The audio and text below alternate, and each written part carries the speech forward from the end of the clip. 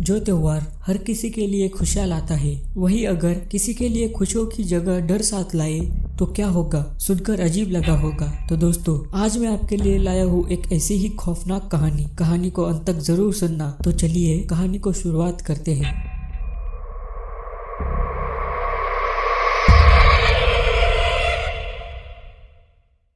दिवाली को बस 2 ही दिन बचे थे। सुशांत को घर की याद बहुत सता रही थी। घर का खाना, दिवाली की मिठाई, दोस्तों के साथ मिलना, ये सब बातें उसे बहुत याद आ रही थी। तो उसने अपने गांव की टिकट निकलवा ली और दिवाली चालू होने से 1 दिन पहले ही वो घर के तरफ बढ़ निकला। उसने सुबह 6 बजे की बस की टिकट निकलवा ली थी, तो वो 6 बजे ही बस में बैठा। घर पहुंचने में उसे करीब 20 घंटे लगने वाले थे, यानी कि वो रात के करीब 2 या 2:30 बजे घर पहुंचने वाला था। पर सफर बहुत लंबा था। 12 घंटे का सफर सुशांत ने काट लिया था। शाम के 6:30 बजे के आसपास बस एक ढाबे के पास 1 घंटे के लिए रुकी, ताकि सबका खाना वाना खाकर हो जाए। सबका खाना खाकर हो गया था और बस अपने आगे के सफर पर निकल चली। आगे थोड़ी ही दूरी पर एक जंगल था। बस को जंगल से होकर गुजरना था। वो जंगल बहुत बड़ा था और डरावना भी। उस जंगल से बहुत सारे लोग गायब हो चुके थे और कई बार तो गाड़ियां भी गायब हो चुकी थी। पर वो सब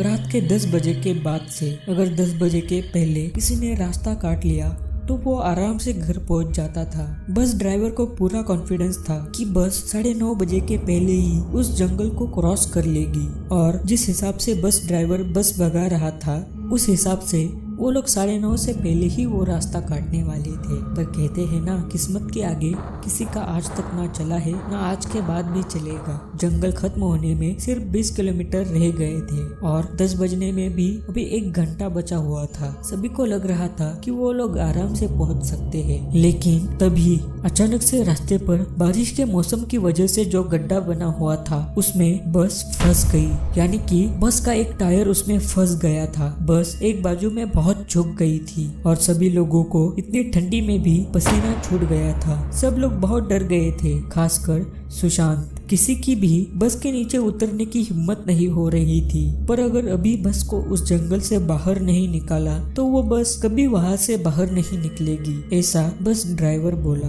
हिम्मत करके बस ड्राइवर और कंडक्टर बस के नीचे उतर गए। वो टायर को उस गड्ढे से ऊपर निकालने की कोशिश करने लगे, पर बस का भार इतना था कि वो टायर किसी भी हाल में हिल नहीं रहा था। कंडक्टर बस के अंदर गया और सभी को वो प्रॉब्लम बताई। सुशांत हिम्मत करके उठा और बोला कि ठीक है, मैं तुम्हारी मदद करूंगा। सुशांत की हिम्मत देखकर बाकी सभी में भी हिम्मत आई और सभी लोग बस से नीचे उतरे। सभी लोग मदद करने लगे। जंगल से बहुत सारी भयानक आवाजें आ रही थी, पर सबकी मदद की वजह से गाड़ी का टायर ऊपर निकल गया। सब लोग बहुत खुश हुए और जल्दी से गाड़ी में बैठे। ड्राइवर गाड़ी चालू करने ही वाला था कि तभी एक लेडी आगे आई और जोर जोर से रोने लगी और कहने लगी, मेरे बच्चे नहीं मिल रही, मेरे बच्चे नहीं मिल रही। ये सुनकर सभी को बहुत बड़ा सदमा लगा। वो लेडी बोली, हम सब जब उतर गए थे तो मैंने उसे बस में ही बिठाया था, पर जब हम गाड़ी में चढ़े तो वो वहाँ पर नहीं थी। अब सब लोग बच्ची को छोड़कर तो नहीं जा सकते थे, तो गाड़ी में से 3 आदमी लोग, बस ड्राइवर और कंडक्टर, बच्ची को ढूंढने के लिए गाड़ी में से उतरे। सुशांत को भी उस बच्ची को ढूंढने की बहुत इच्छा हो रही थी, पर वो बहुत डर गया था, तो वो गाड़ी में से बाहर नहीं निकला। वो 5 लोग और वो लेडी उस बच्ची को ढूंढने के लिए नीचे गए। सभी अलग अलग होकर ढूंढ रहे थे। वो बस से नीचे उतरकर करीब 20 मिनट हो चुके थे, पर कोई भी अभी तक वापस नहीं आया था। 10 बजने को 15 मिनट बाकी थे, तो सुशांत गाड़ी से लोगों ने मना करने के बाद भी उतरा और उन सबको ढूंढने के लिए गया। वो बस के पास से ही सबको ढूंढ रहा था, तो तभी सुशांत को एक भयानक और अजीब सी आवाज आई और साथ में कोई मदद के लिए भी चिल्ला रहा था। सुशांत उस आवाज की तरफ भागते हुए गया। वो बस से काफी दूर आ चुका था और भागते भागते वो किसी चीज से टकरा कर गिर गया।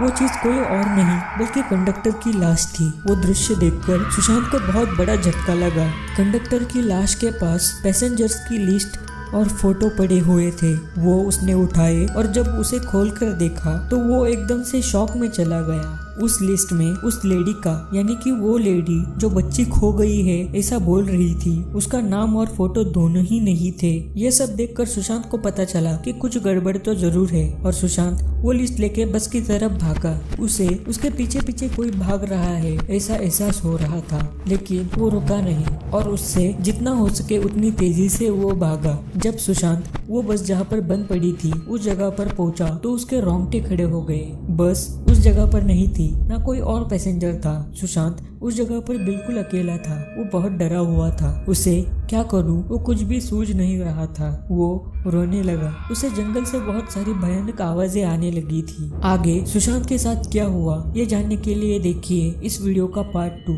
अगर आपको ये कहानी पसंद आई हो तो वीडियो को लाइक जरूर करना, और अगर आप मेरे चैनल पर नए हो तो चैनल को सब्सक्राइब करके बेल आइकॉन भी दबाना। मिलता हूँ आपसे इस वीडियो के पार्ट 2 में, तब तक के लिए अलविदा।